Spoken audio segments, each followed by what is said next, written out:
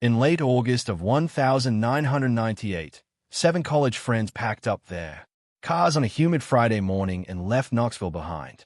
They were young, barely out of their teens, with a shared craving for one last adventure before the fall semester began. There was no reason to believe it would be anything more than another carefree weekend hiking, campfires, maybe a few drinks. Under the stars, they were the kind of friends who recorded everything. One of them, Tyler Hayes, brought along his father's Sony Hi8 camcorder, a chunky silver thing that captured their laughter in the parking lot. Their goodbyes to the city skyline and the winding drive into Cherokee National Forest. The group was made up of 3 young men and 4 women. Tyler, 21, was the planner, steady, soft-spoken, the kind who double-checked maps before anyone else even asked. His best friend, Drew Callahan, 22, was the opposite, impulsive, confident, always behind the wheel. Drew's girlfriend, Katie Monroe, sat beside him, leaning out the passenger window, her auburn hair whipping in the wind as she filmed the caravan of cars following them. Behind them, Emily Ward, a journalism major known for her quiet curiosity, drove a small green Saturn. Her roommate, Brianna, rode shotgun, bright, funny, full of commentary that filled the tape with laughter. In the last car were 2 others, Jordan McCoy, the group's outdoors expert, tall and patient, and his girlfriend, Laia Parsons, who'd never been camping before, but agreed to go because Jordan loved it. That afternoon, the footage showed them stopping at a gas station near Tellico Plains. They bought cheap snacks, ice, and a paper map back when cell service in the mountains barely existed. The camera caught their easy banter. Drew, pretending to be a TV host, interviewing the others about their great Appalachian expedition. Everyone laughed, even watching it decades later. It feels ordinary, the kind of moment that it could belong to anyone. The calm before, something you never see coming. Their plan was simple: take a Forest Service road to an old fire lookout tower that Jordan had read about on an online hiking forum. It wasn't marked on any official trail maps, but was rumored to still stand on a ridge called Black Hollow. Jordan thought it would be cool footage for the trip, something rustic, cinematic. The tape shows them arriving at a gravel pull-off late that afternoon. Behind the cars, the forest looked endless. Green shadows, whispering wind, and a faint smell of rain. They filmed as they unloaded their gear, sleeping bags, a small cooler, and a couple of tents. You can hear Katie asking if this was really the right spot. Jordan laughs and says, "Yeah." Trail heads right up there, pointing toward what looks more like an animal path than an official trail. The rest followed, joking that he was going to get them lost. By sunset, the group was about 3 miles deep, following the faint trail through thick underbrush. The footage turns shaky as light fades. Leia can be heard saying she feels like they've been walking in circles. Tyler checks his compass, frowning, then says something about the reading being off, maybe interference. They keep going. The next clip on the tape is from that night. A small campfire flickering. 7 friends sitting close together, their faces orange with firelight. Brianna's voice narrates jokingly. Night 1, Black Hollow. Us. It's warm, nostalgic, and ordinary until you notice. Just for a second, Tyler glancing over his shoulder toward the tree inn. According to their friends and family, they were supposed to return Sunday evening. None of them did. When Monday morning came and no one showed up for class or work, it didn't seem like an emergency. It was the end of summer. Maybe they decided to stay one more night. Or maybe car trouble. By Tuesday, parents started calling each other. Drew's mother couldn't reach his cell phone. Emily's roommate said her bed hadn't been slept in. By Wednesday, police were notified. Searchers arrived at the trailhead that same day. Both vehicles were still parked where they'd been left clean, undamaged, locked. Inside Drew's Jeep, investigators found maps, a disposable camera, and Katie's purse. In the trunk of Tyler's Honda, everything was neatly stacked: extra clothes, snacks, and a spare fuel canister. The group had clearly planned to hike in light, expecting to return. There were no signs of panic, no broken glass, no indication they'd left in a hurry. Rangers began retracing their possible routes, marking every trail and fire road within a 5 m radius. The forest in that part of Cherokee is vast, dense canopies, uneven ridge lines, and narrow valleys where sound disappears. It's easy to get turned around. Even with GPS, modern hikers get lost there today. But in 1998, the terrain swallowed clues quickly. Search teams reported seeing faint traces of human movement. A piece of fabric snagged on a branch, what looked like boot prints near a creek bed. But rain came hard that weekend, washing away most evidence. Within 48 hours, even the scent dogs lost track. Family members waited at the ranger station. Parents slept in their cars. Volunteers combed through undergrowth with sticks and flashlights. At one point, a tracker thought he heard a woman's voice echoing across the ridge. But when they called out, there was nothing. Over the following week, the search expanded outward. Helicopters flew overhead, scanning for campfires or reflective material. Nothing. The official report later described it as an immediate and total disappearance. The only item recovered in those early days came from a hiker 2 weeks later. A single mud-caked hiking boot found near a creek roughly 4 miles from the cars. Investigators compared it to photos from a tape and confirmed it belonged to Laia Parsons. It offered little explanation, only dread. By then, rumors had started circulating among locals that the area near the old fire locate had long been closed, that something had happened there years earlier. Though no one could say what. One ranger quietly told reporters the trail they likely followed didn't appear on any of their updated maps, as if it had been deliberately erased. Weeks passed. The official search wound down. Families refused to give up. Tyler's father printed missing posters. Emily's brother drove out every weekend with his own flashlight, walking until exhaustion forced him back. And then almost 3 months after the group vanished, a park maintenance worker cleaning debris near a drainage culvert noticed something wedged between 2 rocks, a cracked mud-covered Sony Hi8 camcorder. Its battery was long dead. The casing scratched, the lens shattered, but inside, miraculously, the tape was still there. No one could have guessed at that moment what it contained. For investigators, it was the first tangible clue, the only possible witness left. From that lost weekend, when they pressed play weeks later, the laughter of 7 young friends filled the room, followed by something none of them could ever forget. And that was only the beginning. By the time the official search began, nearly a full week had passed since anyone had seen the 7 campers alive. Cherokee National Forest, half buried in silt near a bend in the bank, was a shape that didn't belong there. Metallic, rectangular, and glinting faintly beneath the surface. He knelt down and pulled it free. It was a video camera. The casing was cracked, one side dented as if it had been dropped from a height. The strap was coated in mud. The lens shattered and the battery compartment corroded. But inside, lodged securely in its chamber, was a Hi8 tape intact, its label still legible, OG98 trip. Delaney, unaware of its significance, brought it to the ranger station. Within 24 hours, the sheriff's office realized what it was. The serial number matched the missing group's camcorder. News spread quickly. For families who had spent years living in the shadow of uncertainty, it was the first tangible artifact since the day their children disappeared. The tape was sent to the Tennessee Bureau of Investigation for processing. Technicians dried and cleaned it, then transferred the footage to digital format, frame by frame. When investigators finally watched the recovered footage, it began innocently enough, ordinary, even comforting. The group laughing as they loaded gear, crossing a creek barefoot, arguing playfully about who forgot to pack the lighter.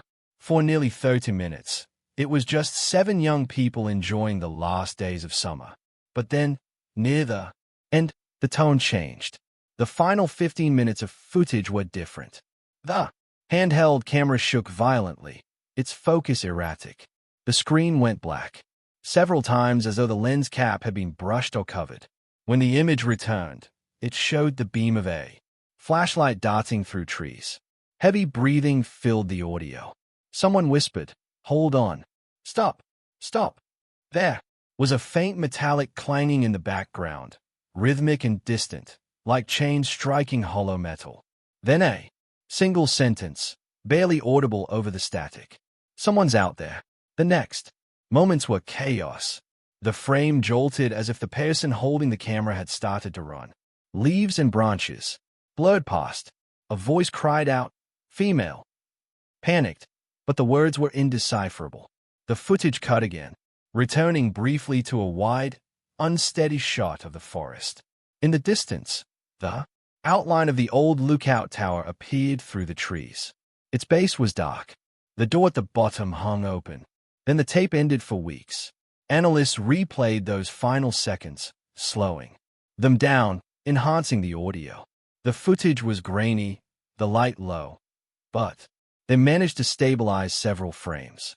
In one of them, 3 seconds before the blackout, they noticed something new.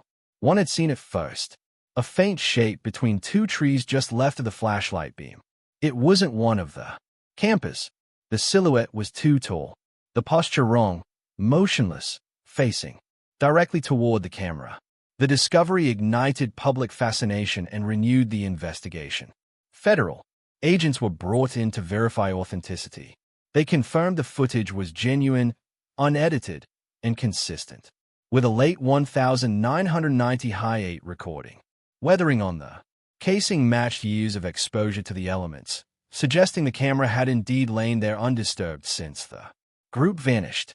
Audio specialists spent months enhancing the sound. Using noise reduction and spectral filtering, they uncovered faint background layers previously lost under static.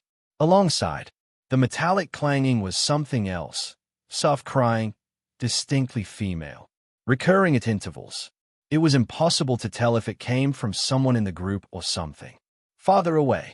One analyst swore he could hear word beneath the crying, a whisper, repeating, but never clear enough to transcribe. For law enforcement, the tape presented more questions than answers. Skeptics suggested it could have been stage students filming an horror short that went wrong, but the physical evidence contradicted that theory. The gear found at the burnt campsite matched what appeared on the footage down to the same brand of tent poles and cooking pots. Moreover, the direction of sunlight and vegetation confirmed the time frame was accurate for late August. It wasn't performance. It was documentation. Investigators tried to retrace the group's path using timestamps embedded in the video's metadata. The terrain visible in the footage matched an area 5 miles east of the original search zone, just beyond where official teams had stopped in 1998 due to steep elevation and lack of access roads. The assumption now was that the group had strayed farther than anyone believed, possibly in search of the tower that appeared in the final shot. When families were shown excerpts of the recovered footage, reactions were divided between grief and disbelief. Some couldn't bear to watch past the laughter, freezing the frame where their loved ones still smiled at the camera. Others fixated on the final seconds, convinced that if someone studied it long enough, the silhouette would reveal something, anything, to explain what happened. By late 2003, the tape was entered as Exhibit 47 in the reopened case file. Forensic analysts released their findings in a report that ran nearly 90 pages. The official conclusion described the footage as consistent with a spontaneous environmental emergency event or panic response in low visibility. Unofficially, agents admitted they didn't know what they were looking at. There was one final discovery buried in the appendix of that report. When technicians enhanced the video frame by frame, they found a brief half-second flicker too short to notice in real time immediately before the camera jerked downward. In that single frame, the light caught something reflective near the tower's base, like metal. Some thought it might be a piece of equipment or an old sign. Others argued it looked more like an eye catching the beam. The footage ended there. Black screen, silence. 4 years after, copies circulated quietly among investigators and documentary filmmakers, each trying to make sense of what was captured that night. Some swore the tape was cursed, that those who watched it alone claimed to hear the same faint crying when the room went still. But for the families, the only thing that mattered was what it proved, that their children had made it farther than anyone thought, that they had seen the tower. That they final moments, however terrifying, were real. And yet, even with all the analysis, the official investigation stalled once again. The forest remained unchanged. The tower still standing somewhere deep in the hollow, its base open, its door forever swinging in the wind. 5 years after the tape surfaced, investigators would return to that location one last time. What they found buried beneath the roots near the tower would finally force them to confront what the footage had only hinted at and reopen a mystery that should have ended years before. By early 2004, nearly a year after the discovery of the lost Hi-8 tape, investigators decided to revisit the forest. Technology had advanced since the original search, and the newly digitized footage had provided them with coordinates close enough to narrow down the area. The goal was simple: find the old lookout tower. The forest had long since reclaimed most man-made structures, but somewhere within those ridges, the tower still stood, and perhaps somewhere nearby, the answers waited. A joint task team from the Tennessee Bureau of Investigation and the National Park Service hiked in during the last week of February. When they ran the final 15 minutes of the tape through modern software, they found something that no one had caught before. A faint, distorted voice led beneath the chaos. It was deep, mechanical, and low, like it had been recorded from far away. Only 2 words were clear: go back. The discovery split the investigation in 2 directions. Skeptics argued it was an audio artifact, a feedback loop caused by the microphone picking up internal interference, but others, including several audio specialists, disagreed. They pointed out that the voice's frequency range didn't match the recorder's internal hum, suggesting it came from an external source. When investigators compared the timestamp, the phrase coincided precisely with the moment the group's flashlight jerked toward the trees right before the figure appeared in the distance. The revelation made national headlines. Overnight, the case transformed from an old regional tragedy into a modern mystery. News outlets replayed the enhanced clip on television, looping the distorted voice over and over. Online forums erupted with theories, everything from local legends to government cover-ups. Families of the missing were both grateful and horrified. For some, it was the first time they'd heard the tape in full. One mother described it as like hearing them die all over again. In the weeks that followed, Cherokee National Forest became a site of pilgrimage for thrill-seekers and amateur investigators. People brought cameras, EMF meters, and night vision gear, hoping to capture something unseen. Locals resented it. Searchers had once combed these woods for answers, but now it had turned into spectacle.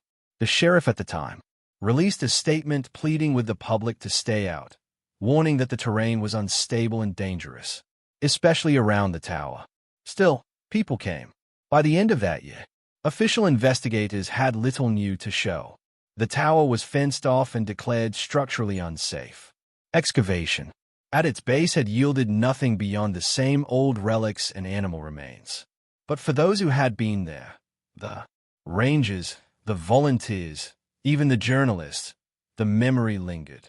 Everyone described the same feeling, an oppressive silence that fell the moment they stepped into the clearing. No birds, no wind, no echo, just stillness, heavy and absolute. When the reanalysis report was released, it ended with a single paragraph that stood out among the technical jargon. It read, "The voice anomaly captured on tape segment 3B cannot be conclusively attributed to environmental interference. Contextual analysis indicates a possible external origin consistent with human vocalization." That line buried on page 42 changed everything. It meant that someone or something had been near the group that night. And as the families learned what had been captured on the tape, one question began to dominate every conversation. If the voice said, "Go back," what exactly were they walking toward? In the years that followed, that question would draw them back into the forest again. This time, not for closure, but to uncover what the group might have found in the dark before the camera went black. Every story on this channel takes weeks of digging, checking records, verifying facts, and piecing together lives that deserve to be remembered.